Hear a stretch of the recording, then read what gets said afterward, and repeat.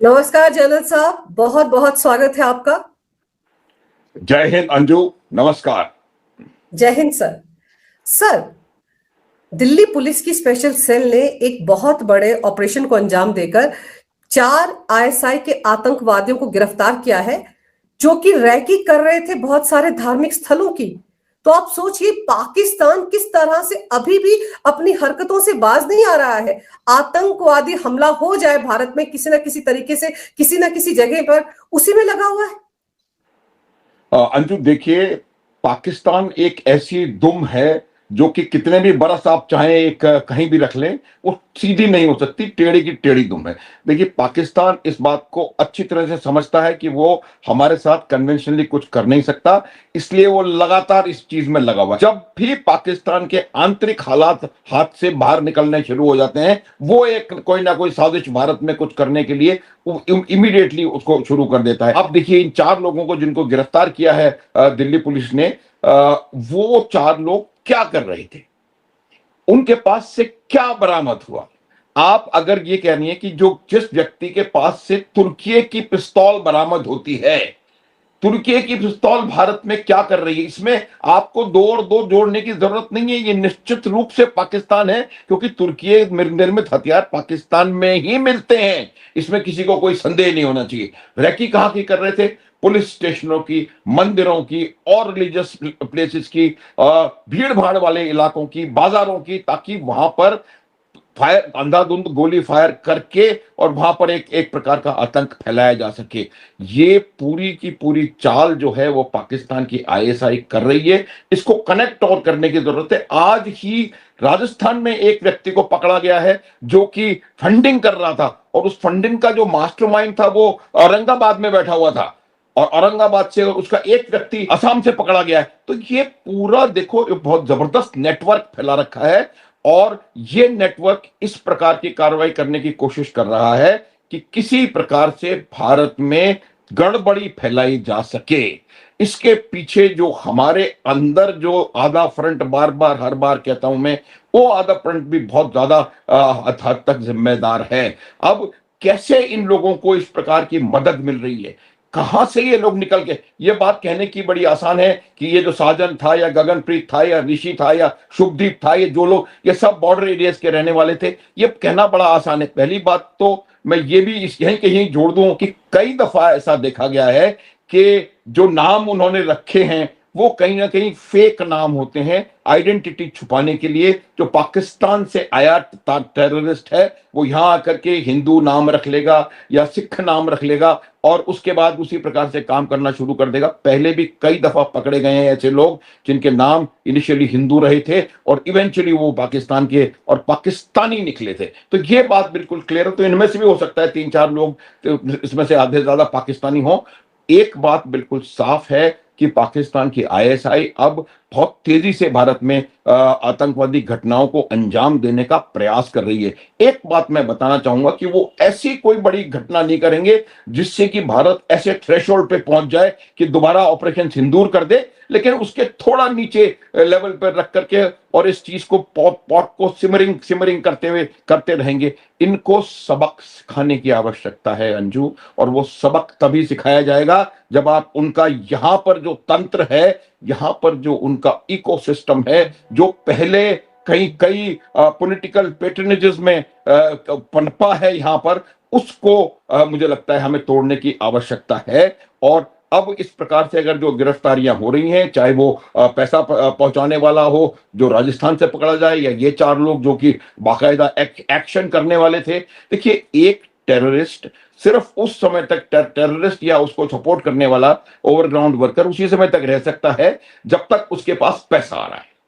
Funding खत्म और वो काम करना खत्म कर देगा, क्योंकि वो काम ही फंड के लिए कर रहा है, पैसों के लिए कर रहा है, या कोई और कमजोरी है उस कमजोरी के लिए काम कर रहा है। तो हम अगर इस फंडिंग का जो जो जो नदी है, इस वो ब्लॉक कर देंगे, तब भी इसके ऊपर बहुत जबरदस्त असर पड़ेगा। लेकिन पाकिस्तान की मंशा बिल्कुल साफ है, और वो चाहता है भारत में अराजकता फैले, क्योंकि उनके अपनी जो हालत है वो दयनीय हो रही है अंजू। सर, और जैसे कि ये नाम आपने कहा ना कि हिंदुओं जैसे दिख रहे हैं नाम, सिखों जैसे दिख रहे हैं, लेकिन आप देखो कि इनके तो स्लीपर सेल भी कैसे एक्टिवेट होते हैं। वो जो लाल किले पर आतंकवादी हमला किया था जिस शख्स ने, वो तो डॉक्टर था, वो हिंदुस्तानी था, स्लीपर सेल का हिस्सा होगा। क्योंकि ये लोग तो इसी तरह से लोगों को रेडिकलाइज करते हैं, उनको भड़काते हैं और अपने काम में इस्तेमाल करते हैं। आजकल इन्फिल्ट्रेशन तो ये कर नहीं पा रहे हैं, तो यहाँ पर जो स्लीपर सेल है पैसा लेकर वो यही काम कर रहे होंगे, यहीं के यूथ को भड़काकर अपने देश के खिलाफ आतंकवादी हमलों को अंजाम देने के लिए उकसा रहे हैं। इस तरह से भी देखा जाए कि आईएसआई पैसा किसी ना किसी तरीके से तो पहुंचा ही रही होगी। जैसे राजस्थान से आपने बताया कि फंड करने वाला पकड़ा गया।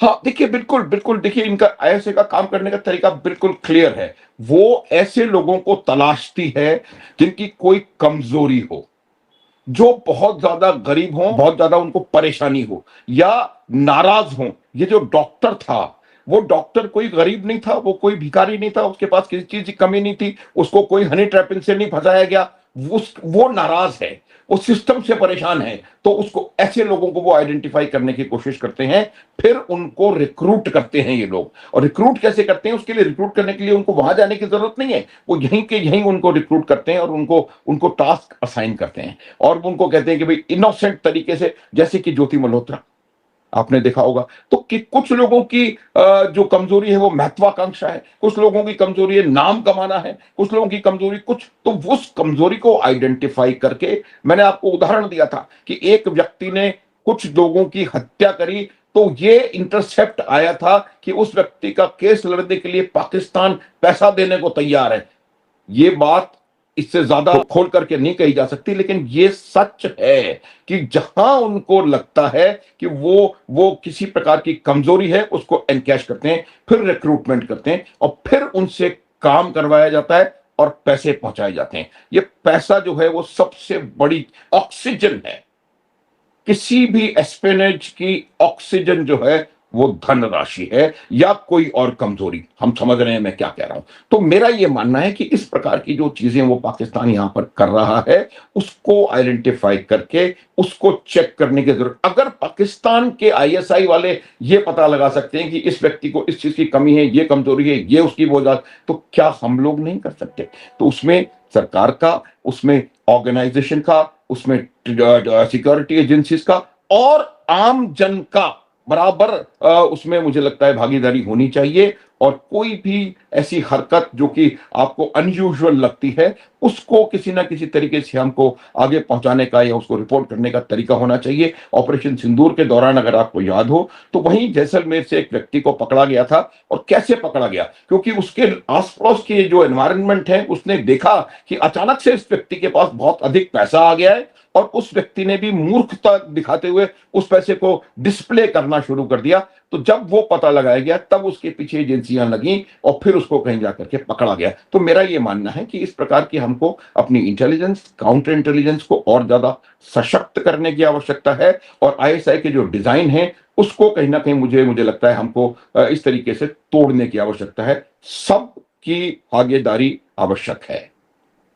सर, ये तो चलिए पकड़े गए, चार बड़े खतरनाक इरादे के साथ आए थे, आतंकवादी हमले की फिराक में थे, लेकिन हमारे देश का एक तबका, आपको याद होगा अभी एक दिन पहले ये पकड़े जाते हैं चारों, और एक दिन पहले, उससे एक दिन पहले हमारे देश के 61 तथाकथित बुद्धिजीवी वो एक चिट्ठी लिखते हैं पीएम मोदी को, और 56 पाकिस्तान की तथाकथित बुद्धिजीवी चिट्ठी लिखते हैं पाकिस्तान की तथाकथित प्राइम मिनिस्टर को कि भाई दोनों देशों के बीच बातचीत होनी चाहिए, ऑपरेशन सिंधु रुकना चाहिए। और उस चिट्ठी में सर आतंकवाद का कहीं जिक्र ही नहीं है। और यहां देखिए ऐसे भारत में आतंकवादी हमले करने की फिराक में इन चार लोगों को भेजती है, और हमारे देश के लोग उन हमलों को देखते ही नहीं, उनको आतंकवाद समझ ही नहीं आता, और वो चिट्ठियां लिखते हैं कि सब कुछ सामान्य हो जाना चाहिए पहले से। आप देखिए किस तरह की साजिशें देश के खिलाफ कर रहे हैं देश के अंदर बैठे लोग।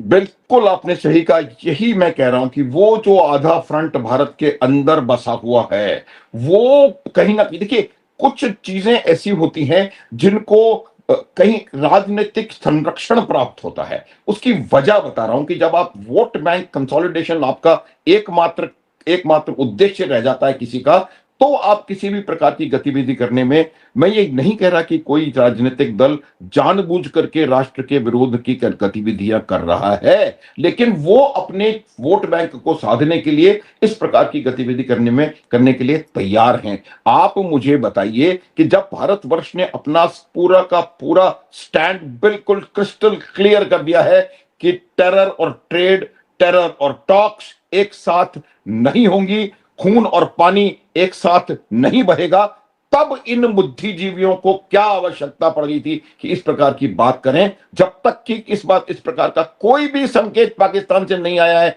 कि वो टेररिज्म को बंद करने में। इनफैक्ट ये जो दो चार घटनाएं जिनके बारे में अभी हमने बात किया, चाहे वो टेरर फंडिंग वाले को पकड़ा गया हो या इन चारों को पकड़ा गया हो, ये तमाम चीजें होते समय ये इन लोगों को चिट्ठी ये लिखनी चाहिए थी कि आप इस टेररिज्म को बंद करो, वरना आपको वही सबक सिखाया जाएगा जो पिछले साल हमने सिखाया था।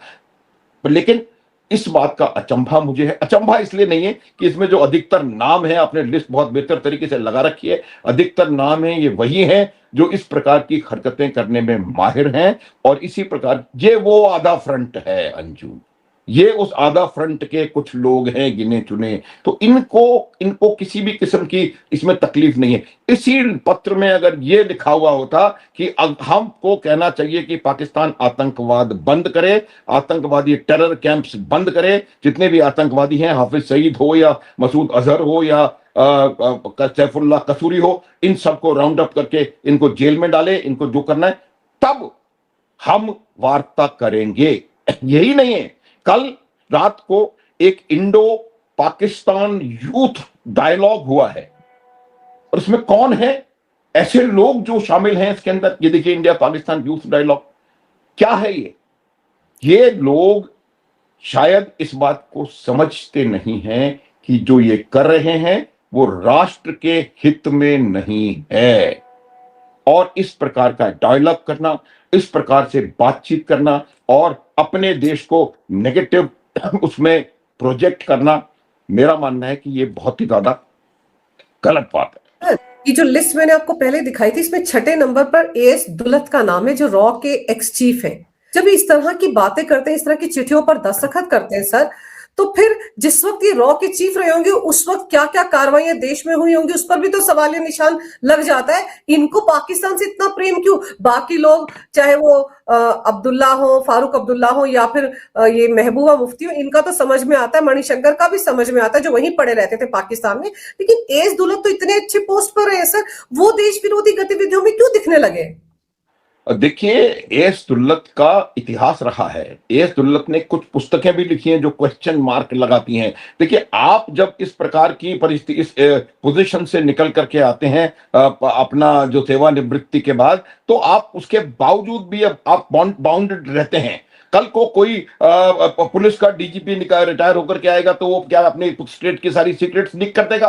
कल को कोई आर्मी कमांडर रिटायर होकर के आएगा तो वो कह देगा कि उसको किताब लिख देगा कि हमारा सामान कहाँ रखा है, हम ये क्या कर रहे हैं, हमारी स्ट्रेटेजी क्या है। इस प्रकार दुल्लत जैसे लोग ये अपने आप को, अपनी अपनी महत्वाकांक्षाओं को पाने के लिए, अपने नाम को, मुझे लगता है कि ये ज्योति मल्होत्रा है, जेंटलमैन ज्योति मल्होत्रा, क्योंकि इसको ये है कि कहीं मेरा नाम हो जाए, लोगों को पता पड़े कि मैं बहुत बड़ा सूरमा था, बहुत बड़ा तीसमार खां था। वो सूरमा नहीं होता जो बाहर रिटायरमेंट आने के बाद अपने देश की जो जो जो सीक्रेट चीजें हैं उन आप देखो उस किताब में क्या क्या लिखा हुआ है, आंखें खुली की खुली रह जाएंगी जिस प्रकार से इन्होंने कॉम्प्रोमाइज किया है। और ये नॉट ओनली ये, आपने ऐसे हमारे देश में प्रधानमंत्री रहे हुए हैं जिन्होंने पूरे की पूरे रॉ के पूरे सेटअप को कॉम्प्रोमाइज किया था। ये सारी बातें सारी सब लोग जानते हैं, मैं डायरेक्ट बोलना नहीं चाह रहा हूं, लेकिन ये एएस दुल्लत जो हैं वो निश्चित रूप से गैर भारतीय चीजों को बढ़ावा दे रहा है। और इसका कहीं ना कहीं कोई ना कोई कनेक्शन आप देखिएगा निकल करके आएगा, या फिर इसको ये लग रहा है कि कुछ दिनों बाद जब सरकार बदली होगी तो मैं कहीं कोई मंत्री या कोई राज्यपाल बन जाऊंगा। ये एएस दुल्लत जैसे लोग जो हैं, इन लोगों के ऊपर कहीं ना कहीं इनके ऊपर कोई रोक लगने का कोई तरीका होना चाहिए। आप रॉ के चीफ रहे हैं, अगर ये आपकी सोच है तो जब आप रॉ के चीफ थे तो क्या किस प्रकार के आपने काम किए होंगे? किस प्रकार से आपने काउंटर इंटेलिजेंस ऑपरेशंस चलाए होंगे, किस प्रकार से आपने इंफॉर्मेशन गैदरिंग करी होगी पाकिस्तान के। तो यही वजह है कि अब जब जब हालात सुधर रहे हैं, अब जब चीजें वो दबाव पड़ रहा है आतंकवादियों पर, आतंकवादियों के समर्थकों पर, उनके जो जो यहां पर उनका जो इकोसिस्टम बना हुआ है उसके ऊपर, तब ये तड़फड़ा रहे हैं। इस प्रकार के लेटर का कोई औचित्य नहीं है और मेरा ये मानना है कि इन 61 लोगों को बुला करके कह देना चाहिए कि ये जो आपने कृत्य किया है वो भारत के इंटरेस्ट के हित में नहीं है और आपको इस प्रकार की कोई भी काम करने की कोई कोई इजाजत होनी नहीं चाहिए। बिल्कुल क्लियर है, आपकी सरकार की पॉलिसी है, आपकी सेना की पॉलिसी है कि जब तक आप आतंकवाद बंद नहीं करेंगे, आप बात नहीं करेंगे, और आप इस प्रकार का चिट्ठी लिख रहे हैं उसमें आतंकवाद नाम का शब्द नहीं है। इतना तो शायद पाकिस्तान भी नहीं करता जो इन 61 लोगों ने किया है। तो ये मेरा मानना है कि आपको कल्चरल ये वो करना है। जब आप कहा, आपके राष्ट्र ने, आपके प्रधान ने यह निर्णय ले रखा है कि हम कोई कांटेक्ट नहीं रखेंगे, क्रिकेट के मैच में हाथ नहीं मिला रहे, और आप यहां आकर के उनसे डायलॉग कर रहे हो रात को बैठ करके, यहां आकर के आप 61 लोग एक चिट्ठी पर साइन कर देते हैं कि आप बातचीत करिए। किससे बातचीत करिए? आतंकवादियों से? किससे बातचीत करिए जिन्होंने पहलगाम में धर्म नाम पूछ पूछ करके, कपड़े उतरवा उतरवा करके आपके लोगों को खत्म कर दिया? उनसे बातचीत करिए। जिन्होंने पुलवामा में आकर के 40 हमारे वीर सीआरपीएफ के जवानों को खत्म कर दिया, उनसे बातचीत करिए। और वो न केवल खत्म किया, खत्म करने के बाद कुछ दिनों बाद उनके एक एयर मार्शल ने इंटरव्यू में एक्सेप्ट किया है कि वी डिस्प्लेड टैक्टिकल ब्रिलियंस इन पुलवामा। आप कहते हैं उनसे बात करिए। ये लोग सब, उस शब्द का मैं प्रयोग नहीं करना चाहता, लेकिन ये राष्ट्रहित क्या है इसके बारे में कुछ नहीं पता, और ये सब बड़े बड़े ओहदों पर से निकले हुए हैं। कोई मुख्यमंत्री रहा हुआ है, कोई कहीं का मंत्री रहा हुआ है। मणिशंकर अय्यर तो खैर है ही पाकिस्तानी, किस प्रकार की बातें वो हमेशा करते रहे हैं। कांग्रेस की विचारधारा है, कांग्रेस की मानसिकता है, और ये जो तमाम है ये मुझे लगता है कि वही एकमात्र इनका उद्देश्य लगा हुआ है, वोट बैंक कंसोलिडेशन, और कोई मुझे लगता है वजह नहीं है। इस प्रकार की चिट्ठी इसीलिए गई है कि वो वोटों को साध सकें। इस तरह की एक्टिविटीज हो रही हैं, इसका अर्थ बिल्कुल साफ है कि अगले 6 महीने में उत्तर प्रदेश में इलेक्शन होने वाले हैं। अगर किसी को डेट पता भी नहीं हो तो इन हरकतों से उनको पता पड़ जाएगी ऑटोमेटिक। क्या आप वहां क्यों नहीं जा रहे, आप उसके जनाजे में क्यों नहीं जा रहे, आप चिट्ठी लिख रहे हैं, ये तमाम चीजें, ये चिट्ठियां उस समय कहां थी जब हिंदुओं पर अत्याचार हो रहे थे बांग्लादेश में? ये चिट्ठियां उस समय कहां थी? उस समय जब आपके लोगों को पहलगांव, कहां कौन निकला था पहलगांव के हमले के बाद, मुझे बताओ। तो मेरा ये कहने का मतलब है कि आपको ये बात, आपका राष्ट्रहित कहता है कि जब तक आतंकवाद समाप्त नहीं होगा कोई किसी प्रकार की बातचीत नहीं होगी। आप एक चिट्ठी लिखो, 1000 चिट्ठी लिखो, मेरा यह मानना है कि यह निर्णय बिल्कुल साफ और क्लियर समझ में आ जाना चाहिए इन लोगों को। और दुर्लभ जैसे आदमी, मुझे लगता है कि उसके बारे में बात करना भी अपने आप को लोअर करने की जरूरत है। इतने ऊंचे पद से इतनी सीक्रेट चीजों को अपने अंदर संभालने के बाद ये कहा जाता है, ये किसी जनरल ने कहा था कि कुछ चीजें ऐसी होती हैं which are meant to die with you. आप अगर फॉरेन सर्विस के ऑफिसर हैं, आप किसी देश में एम्बेसडर हैं, आपसे क्या बातचीत, क्या वो डिप्लोमेसी चल रही है, आप उसको पब्लिक में आके किताब लिख देंगे उसके ऊपर? What nonsense is this?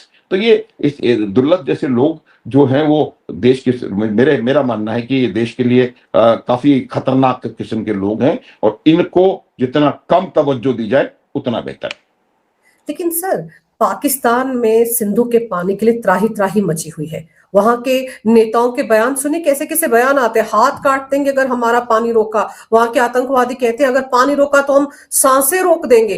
वो इस तरह की बचकानी बातें कर रहे हैं, और यहाँ के बैठे हुए लोगों को वो समझ में नहीं आ रहा है। वो कह रहे हैं कि 2007 में जो कंपोजिट डायलॉग हो रहा था पाकिस्तान के साथ, उसको जारी रखना चाहिए। 2008 में उस कंपोजिट डायलॉग के दौरान कितना बड़ा आतंकवादी हमला मुंबई पर हुआ, ये भी इन 61 जो है इनको नजर नहीं आता, आंखों में पट्टी बांध के बैठे ये। देखिए, ये वही है, ये 2007 में कंपोजिट डायलॉग हो रहा था और 2008 में 26/11 हो गया, और वही सरकार थी। उस 26/11 का आपने जवाब क्या दिया, ये मुझे बताएं, क्या जवाब दिया? अगर अब अजमल कसाब को अंजू जिंदा नहीं पकड़ा होता तो उस समय की सरकार ने यह सिद्ध कर दिया होता कि यह हमारा इंटरनली डन काम है। और एक पुस्तक दिग्विजय सिंह साहब ने रिलीज करी थी कि 2611 द आरएसएस कॉन्स्पिरेसी और समथिंग लाइक दैट।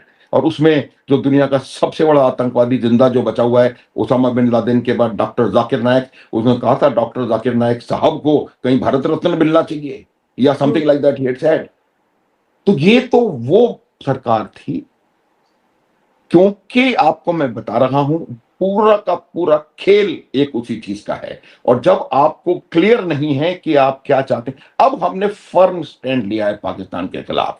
पाकिस्तान समझ चुका है और यही वजह है कि पाकिस्तान पहले कुछ कहता है बाद। आप देखिए उसने कहा मैं हाथ काट दूंगा, उसके बाद उन्होंने क्या कहा, आ गए घुटनों पर।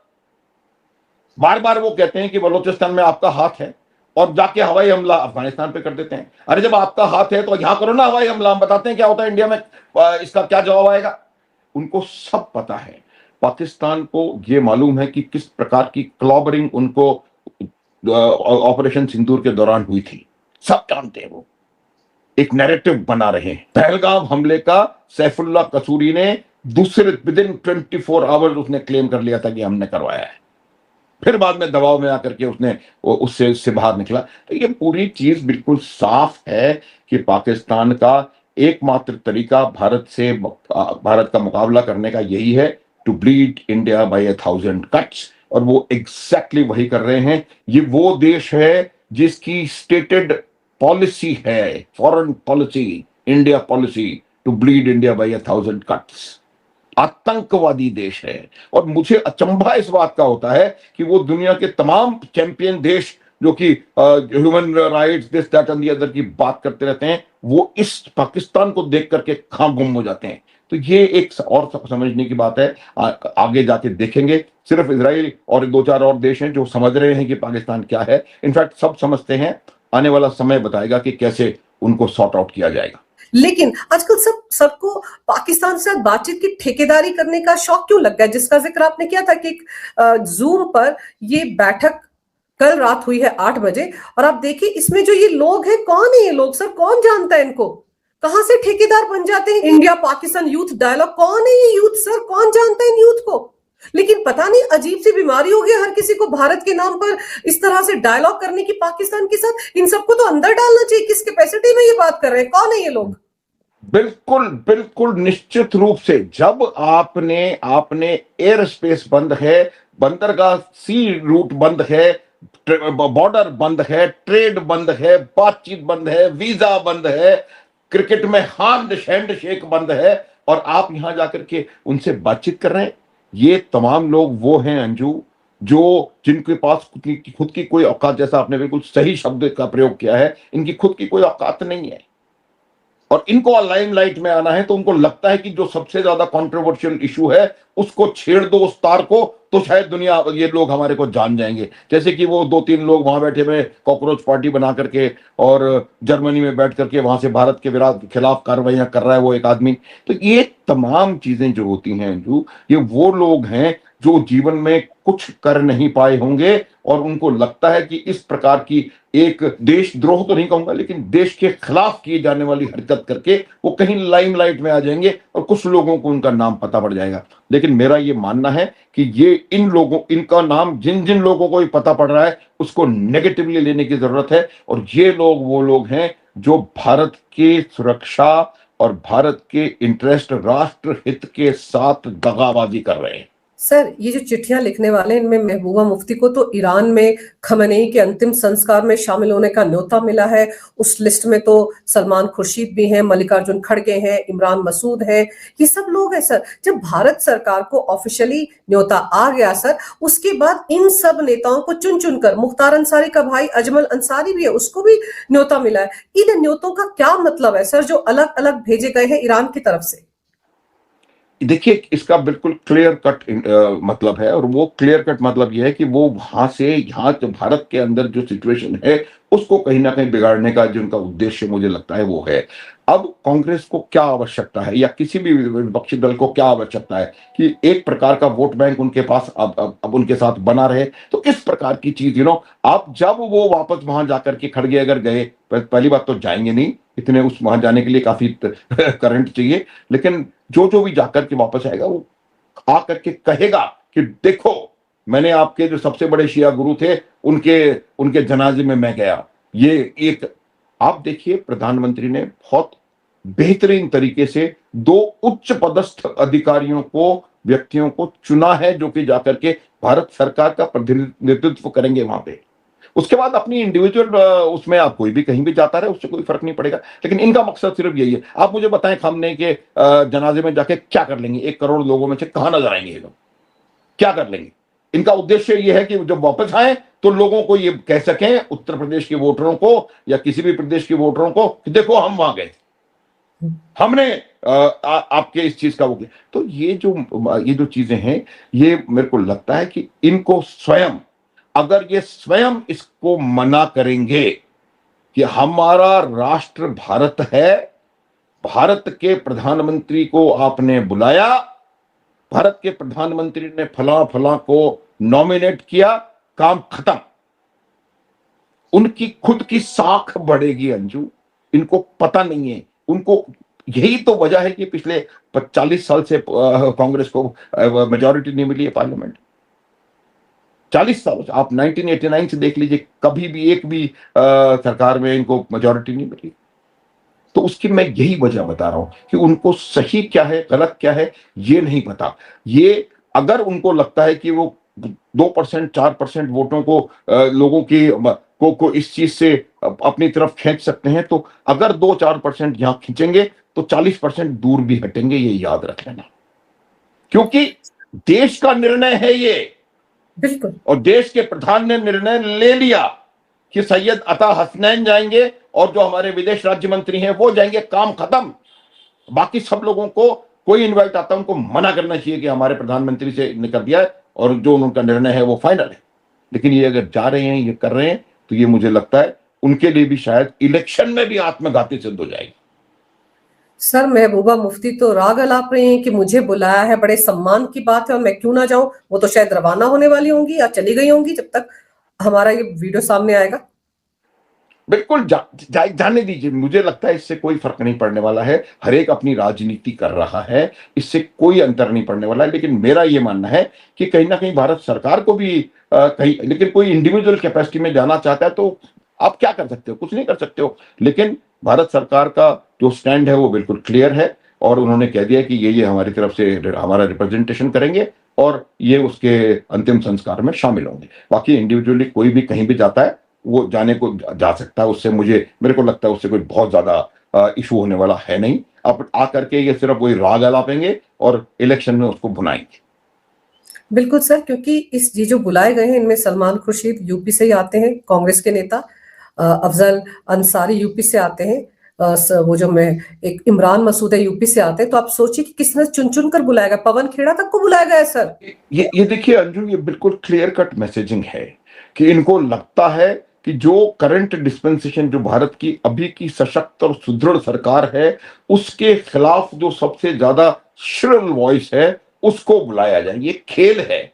ये वो ईरान है जिसने हर प्लेटफॉर्म में पाकिस्तान का साथ दिया है, कि वो ईरान है जिसने हमेशा कश्मीर के मुद्दे पर पाकिस्तान का पक्ष लिया है।